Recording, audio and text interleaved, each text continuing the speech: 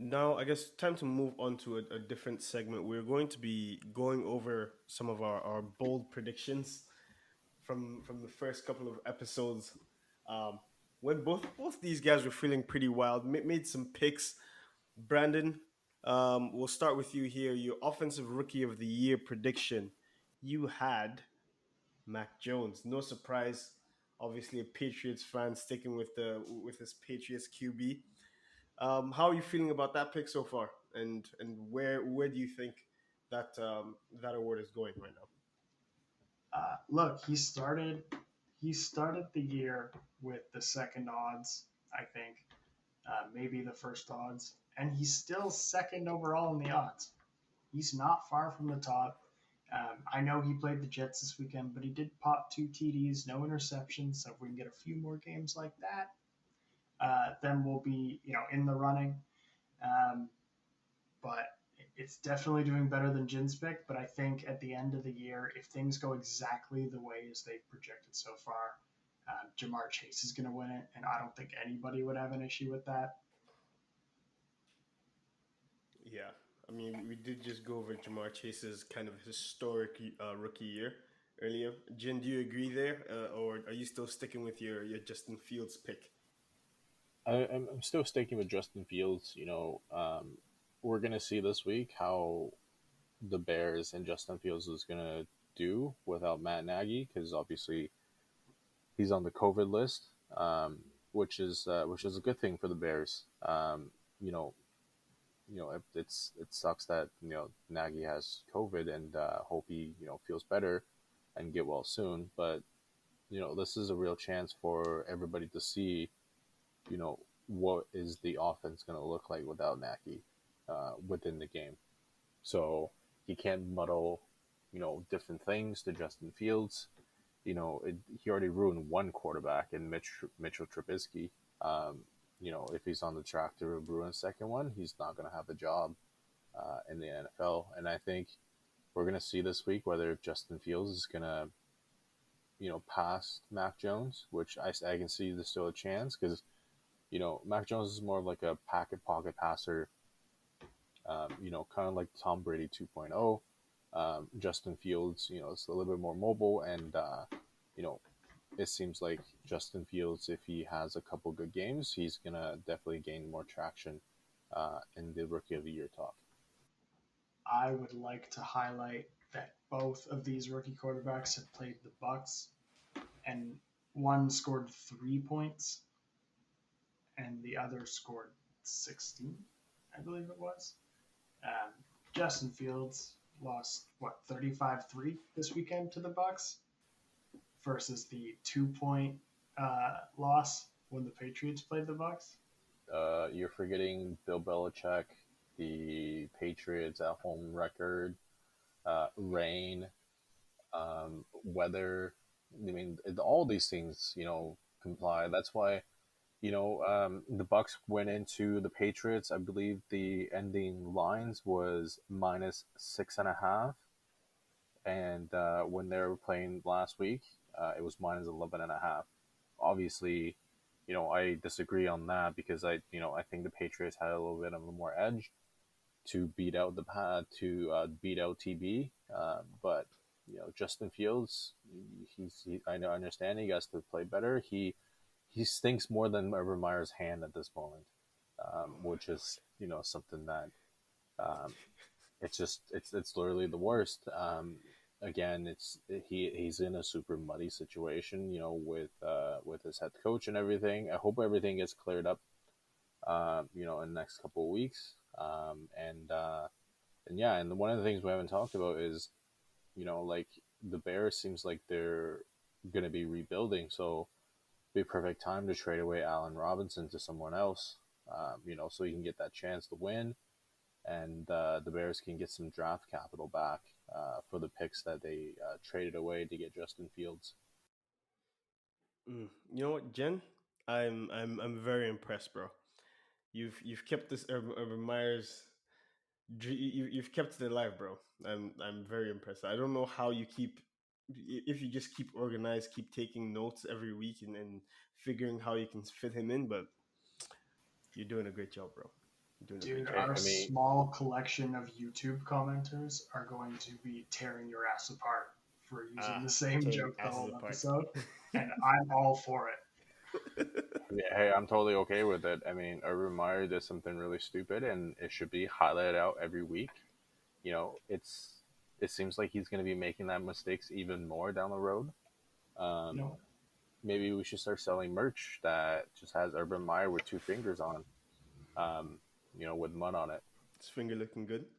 you know what? Good for you for not falling into the news trap of letting news just come and go and just keep bringing it up and not letting people forget. Good Exactly. for you for doing I, that. I'm pretty sure, if I get a campaign going and we have, Urban Meyer's dressed up as Colonel Sanders, except he's holding on to a butt cheek and his fingers is up in his nose, we sell that as a T-shirt, we will make millions.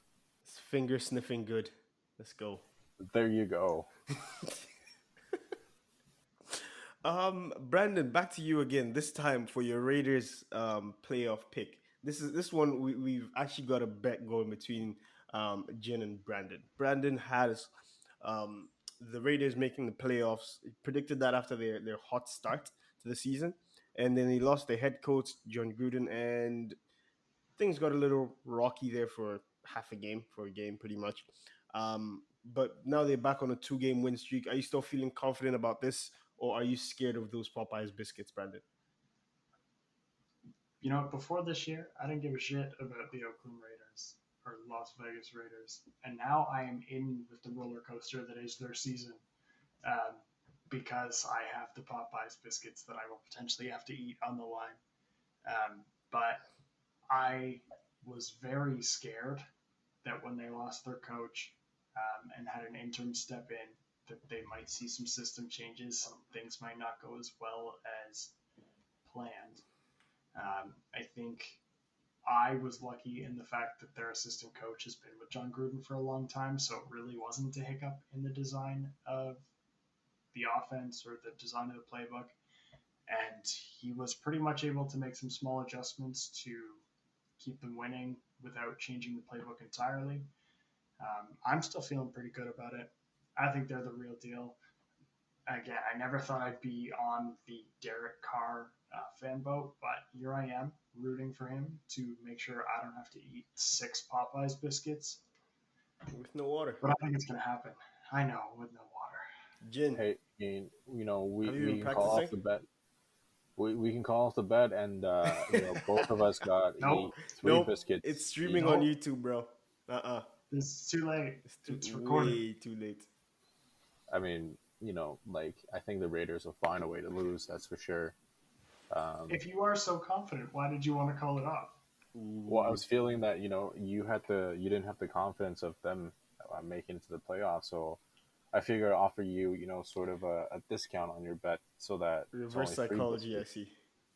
I have been with this roller coaster the entire time, and never once have I asked you to call off the bet because I believe in this Las Vegas Raiders team, in which I forgot the city that they were located in. You do know that this is all recorded, right? So when we come back at the end of the season and you're gonna have the live stream you eating Popeyes biscuits with no water, you know, why don't we do this? We'll double the amount. Ooh. 12. We'll make I it a don't even full think I dozen. could eat 12 biscuits in one sitting with water, dude. I can't do that. I don't have that big of a stomach. Oh man. I mean, like you might get a heart attack afterwards with the amount of butter and margarine that's in there, but You might just die of asphyxiation. You just might choke to death. okay, well, how about this? 6 biscuits. We'll double it to instead of we'll just do a regular 6 biscuits, 6 biscuits, but we'll also do let's say I don't know a 6 piece on top. Yeah, but then that's like, I'd want a 6 piece of chicken. Like, if you're gonna buy a 6 piece of chicken, just give that to me. I feel like that's not punishment for losing a I, bet. That's just like I think the doing, biscuits is fine. Maybe we'll think of something down the road. yeah, We'll leave it as the biscuits for now. I love how you went from trying to call it off to doubling down. yeah, hey, that's my betting strategy, right? all or nothing. All or nothing. All right. Once again, for those premium picks, underrated FTFW. All right. The next thing that we're going to be going for is this one is for you, Jen. You predicted that Dak would be breaking the passing record and the touchdown record. By the way, just for context, the current record is at 5,477 yards for the season and 55 touchdowns. Dak is currently at 1,813 yards for the season, with a little over half of the season left to play. He's projected to around 5,136 yards, which is a little under 300 yards shy of the record. Um, and he is currently at 16 touchdowns, projected for 45, a little under 10, or 10 less than the record. Are you feeling confident about any of this, Jen?